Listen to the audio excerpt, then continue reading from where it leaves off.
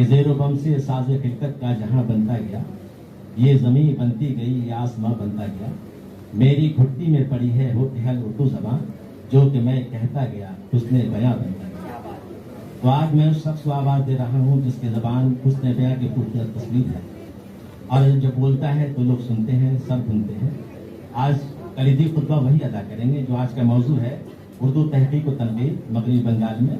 مسائل و امکانات۔ میں بہت ہی ادب کے ساتھ، محبت کے ساتھ آواز دے رہا ہوں ڈاکٹر شفیق حسین شفق صاحب کو، صدر شعبہ اردو، حسین آباد گورنمنٹ کالج، وہ اپنے کلیدی خطبے سے کی نوٹ ایڈریس نواز۔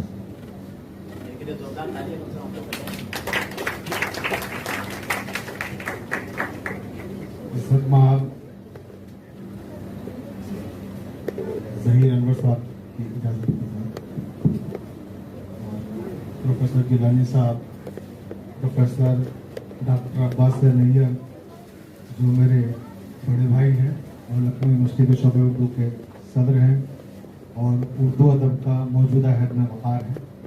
جناب دبیر احمد صاحب اور محترمہ دیبا ہاشمی صاحبہ اور محترمہ سعودی پال صاحبہ،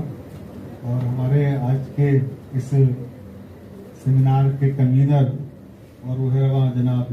عرفان نقوی صاحب، اور تمام سامعین، جیسا کہ نیر بھائی نے بھی کہا تھا کہ عاصم صاحب اور ریحان صاحب تک کس کا نام لیا جائے، سب بڑی اہم شخصیتیں یہاں موجود ہیں۔ اور خطبہ توسیع بہرحال میرے لیے تو یہ بہت بڑی چیز ہے، بڑے اعزاز کی بات ہے۔ عرفان صاحب نے اس لائق سمجھا، ورنہ میں تو ایک چھوٹا سا طالب علم ہوں، میں خطبہ تو کیا دوں گا، ہاں چند باتیں، چند جملے، چند کلمات آپ کے ساتھ شیئر کرنا چاہوں گا کہ زندگی دی ہے تو جینے کا ہنر بھی دینا، زندگی دی ہے تو جینے کا ہنر بھی دینا، پاؤں بخشے ہیں تو توفیق سفر بھی دینا، گفتگو تو نے سکھائی ہے کہ میں گونگا تھا، اب میں بولوں گا تو باتوں میں اثر بھی دینا۔ تمام تعریفیں اس خالق نطق و لب کے لیے جو رحمان بھی ہے، رحیم بھی ہے، اکرم بھی ہے، کریم بھی ہے، عالم بھی ہے، علیم بھی ہے، حاکم بھی ہے، حکیم بھی ہے۔ اس کے بعد درود پاک کا نذرانہ حضرت محمد مصطفیٰ صلی اللہ علیہ وسلم کی آل پاک اور ان کے منتخب اصحاب پر۔ علم بیان کے ماہرین نے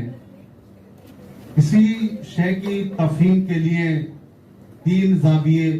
معین کیے ہیں: نقش، لفظ، معنی۔ نقش جو لکھا ہوا ہے، اور لفظ ما یتلفظ بہ الانسان، جو آوازیں انسان کے دہن سے اچھل کر باہر نکلتی ہیں وہ لفظ بن جاتی ہیں۔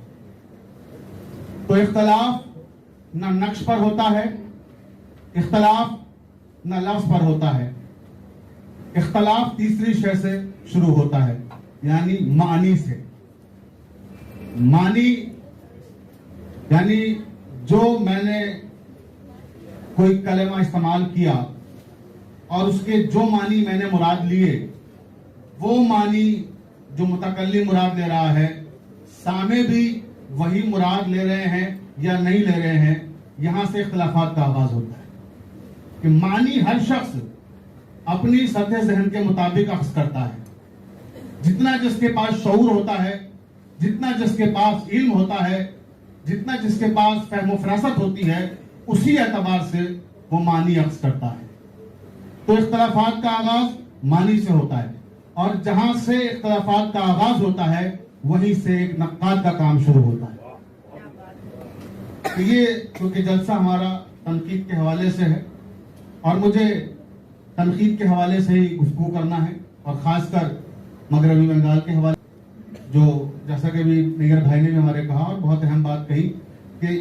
جو نئی نئی بستیاں اردو کی آباد ہو رہی ہیں یو کے، یو ایس اے وغیرہ میں، ان تک کا تذکرہ ہو رہا ہے،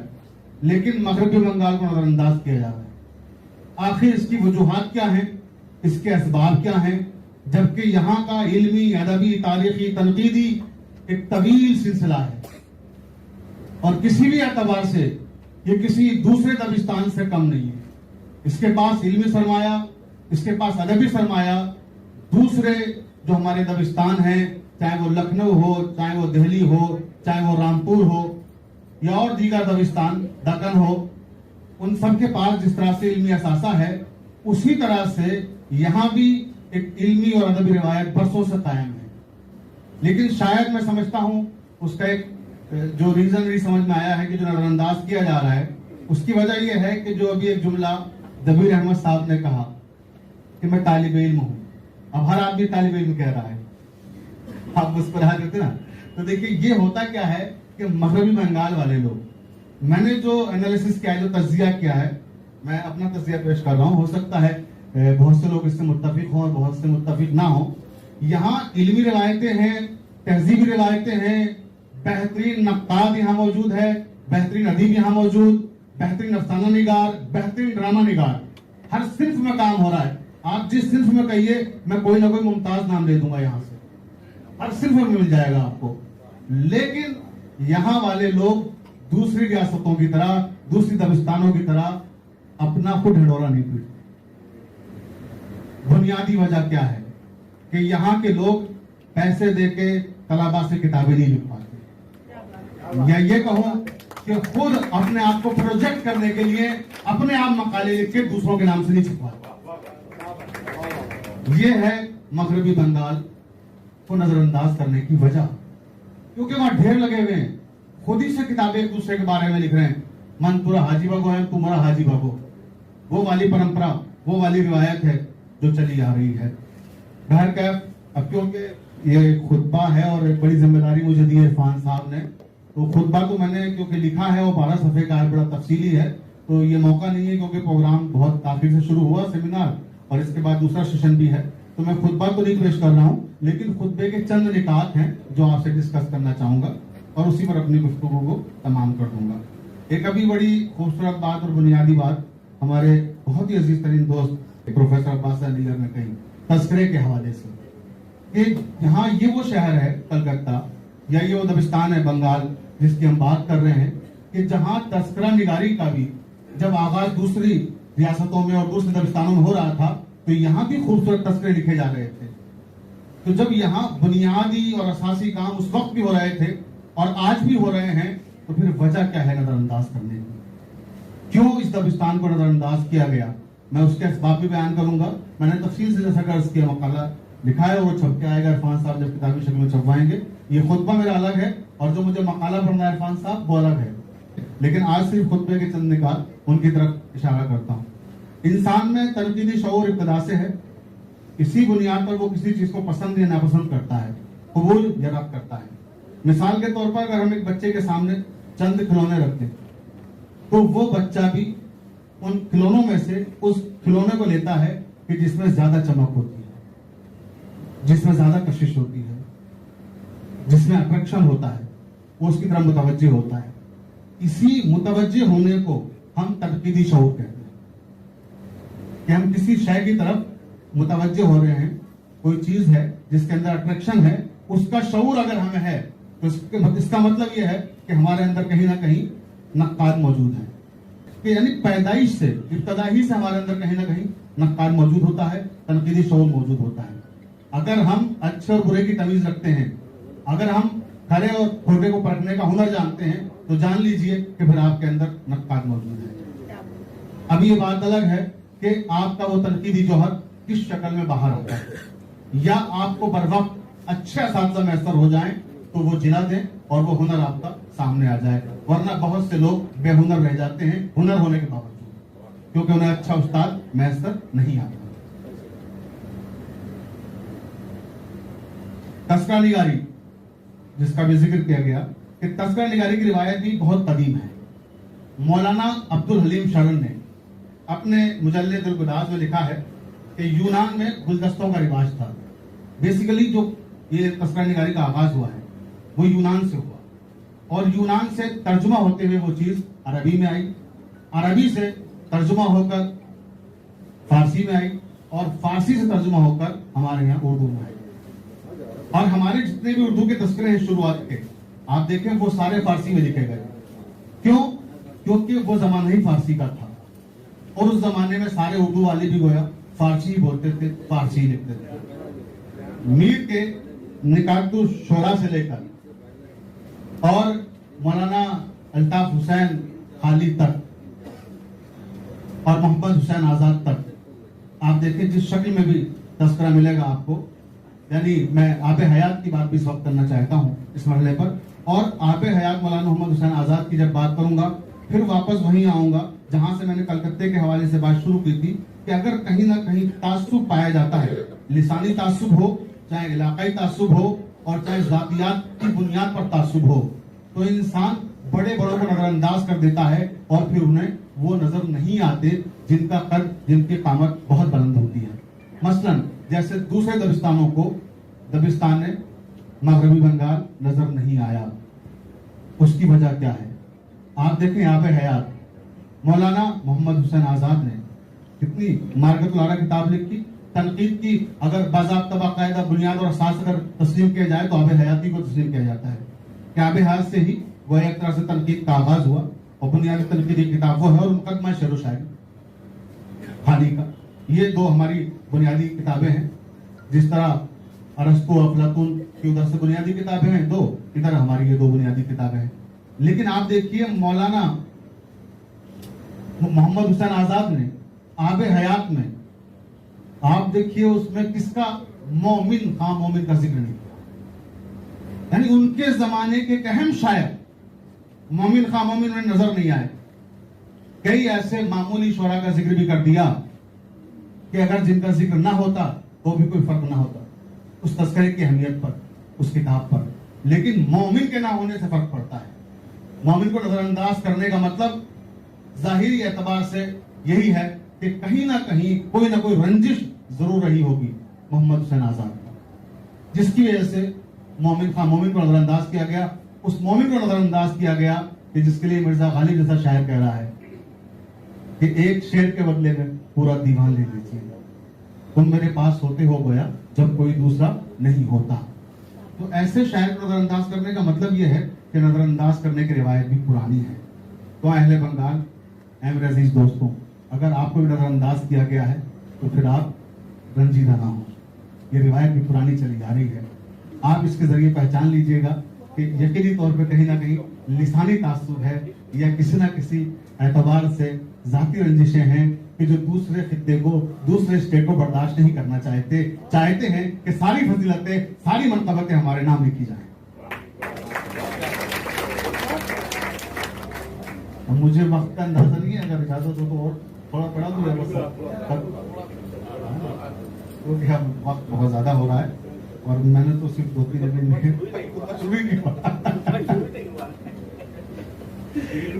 چلے بس آخری بات کہتا ہوں اور اس کے بعد گفتگو کو تمام کرتا ہوں۔ ایک اور ریزن بتاتا ہوں نظر انداز کرنے کا اہل بنگال کو اور اس خطے کو خاص طور سے جو نظر انداز کیا گیا، اور جو ہمارے یہاں ہو رہا ہے وہ کیا ہے؟ وہ یہ ہے کہ جو ہمارے ناقدین اس وقت کے ممتاز و بلند پایا ناقدین، اور جن پہ آپ فخر کر سکتے ہیں اور جن کا نام یقیناً ادب کے لیے افتخار کا باعث ہے، مگر افسوس کہ لسانی اور ذاتی تعصب سے وہ بھی اپنے آپ کو محفوظ نہ رکھ سکتے، اور وہ بھی بہت سی چیزیں ایسی ہیں کہ جن کو انہیں بیان کرنا چاہیے تھا، جن پہ قلم اٹھانا چاہیے تھا۔ میں نام نہیں لوں گا کسی کا بھی، بغیر نام لیے بات کہہ رہا ہوں، مگر انہیں نے قلم نہیں اٹھایا، اور انہیں نے، میں کہتا ہوں انہیں نے قلم نہ اٹھا کر کے ان لوگوں کا نقصان نہیں کیا جن پہ قلم نہیں اٹھایا، بلکہ اپنی ذات کے ساتھ ناانصافی کی، اپنے قلم کے ساتھ ناانصافی کی، ان کا ان لوگوں پہ قلم نہ اٹھانا کہ جن کا حق بنتا ہے، اور ہو جو رہا ہے وہ تو میں نے آپ کو بتایا ہی۔ اور ہوتا کیا ہے کہ تعلقات کا تنقید سے ہے یارانہ، یہ بڑی سچی بات ہے جو میں ایک شعر کی شکل میں پیش کر دے رہا ہوں، کیونکہ ایک عظیم ترین شاعر کے پہلو میں بیٹھا ہوں، ظاہر سی بات ہے اگر شعر نہ سناؤں تو پھر بات کیسے بنے گی۔ تو تعلقات کا تنقید سے ہے یارانہ، کسی کا ذکر کرے کون احتساب کے ساتھ، کسی کا ذکر کرے کون احتساب کے ساتھ، یہ بڑا مسئلہ ہے۔ جو مسائل ہیں، کیونکہ موضوع ہے نا امکانات اور مسائل، اس میں ایک مسئلہ یہ بھی ہے کہ کہیں نہ کہیں ہمارے تعلقات ضرور آڑے آتے ہیں. جب ہم کسی کو قلم اٹھاتے ہیں تو اس کی کبھی خوشنودی سوچتے ہیں, اور اگر خوشنودی کا خیال نہیں ہوتا تو ہمیں اس سے ظاہری جو فائدے ہونے والے ہیں وہ نظر آنے لگتے ہیں, کہ اگر ابھی دبیر صاحب کے خلاف ایک لفظ بھی بول دیا تو اردو اکیڈمی میں نہیں بلائیں گے. تو یہ ساری چیزیں ہیں. یا عرفان صاحب کی تعریف اگر نہیں کریں گے مثلا تو عرفان صاحب اگلے سیمینار میں بلا لیں گے. میں تو خیر آتا ہی رہا ہوں, اور انشاءاللہ آپ بھی بلائیں گے, ایسی بات نہیں. اور کیونکہ یہ حسن طلب ہونا بھی چاہیے, کیونکہ یہ وہ شہر ہے یہاں آنے کی غالب نے بھی آرزو کی تھی, اور وہ بھی مرزا تھا, میں بھی مرزا ہوں, تو مرزاؤں کو ایک خاص تعلق رہا ہے اس شہر سے. بہرحال تو دوسری بات, بس آخری بات اور گفتگو تمام کرتا ہوں, کہ کچھ لوگوں کو یہ بھی شوق ہوتا ہے, ناقدین کو, زبردستی کی غلطیاں نکالنا. اب عاصم شہنواز صاحب نے کوئی بہت زبردست غزل کہی تو ان کی غزل کی پذیرائی ہو رہی ہے ہر طرف, اور جب پذیرائی ہوئی تو بہت سے لوگوں کو یہ پذیرائی بھی برداشت نہیں ہوتی. بھائی تم اس سے اچھی غزل کہو نا, اگر تمہارے اندر بھی صلاحیت ہے. تو یہ اس بات کا غم کیوں ہے, اس لیے کیوں رنجیدہ ہو گئے کہ ان کی غزل اتنی اچھی کیوں ہو گئی اور میں کیوں نہیں لکھ سکا. تو اس کے لیے مظفر حنفی مجھے یاد آ رہے ہیں, آسم بھائی دیکھیے گا, کہ ایتائے خفی میری غزل میں بھی نکالی, ایتائے خفی میری غزل میں بھی نکالی, ظالم نے کمی تاج محل میں بھی نکالی. کتنی بھی کمپلیٹ, کتنی بھی مکمل شے آپ رکھ دیجیے سامنے, جو اس طرح کے لوگ ہوتے ہیں وہ کچھ نہ کچھ کمی نکالنے کی کوشش کرتے رہتے ہیں. اور نہ جانے کتنے آج بھی ایسے ادبا, شعرا اور دانشور اور ناقدین ہیں کہ جو آج بھی اس بات کی امید کرتے ہیں کہ صاحبان قلم جو واقعتاً عدل اور انصاف سے کام لیتے ہیں ان کی ایک نظر ہم پہ پڑے, مگر انہیں فرصت نہیں. جماعت سازی, گروہ بازی, ایک مخصوص دائرے میں رہ کے کھیلتے رہتے ہیں وہ. اور یہاں ایک کڑوی بات تھوڑا سا برداشت کر لیجیے گا, کیونکہ یونیورسٹیوں کالجوں کے لوگ زیادہ ہیں یہاں پر. حتیٰ کہ ہمارے ریسرچ اسکالرز جب آتے ہیں, ہم جب انہیں مقالے لکھاتے ہیں, تو اگر شاعری پہ جدید شاعری پہ مقالہ لکھا رہا ہے کسی کو, تو انہی شاعروں کا انتخاب کریں گے جو ہمارے حلقے میں آتے ہیں. جو ہمارے حلقے میں نہیں ہے ان تک طلباء کو بھی نہیں جانے دیتے. بس یہ لوگ ہیں, انہی کے گرد گھومی ہے, اور انہی کی تعریف ہے, انہی کی تحسین. آج بھی بام حرف پر امکان بھر میں بھی تو ہوں, آج بھی بام حرف پر امکان بھر میں بھی تو ہوں, میری جانب ایک نظر اے دیدہ بھر میں بھی تو ہوں. بہت بہت شکریہ.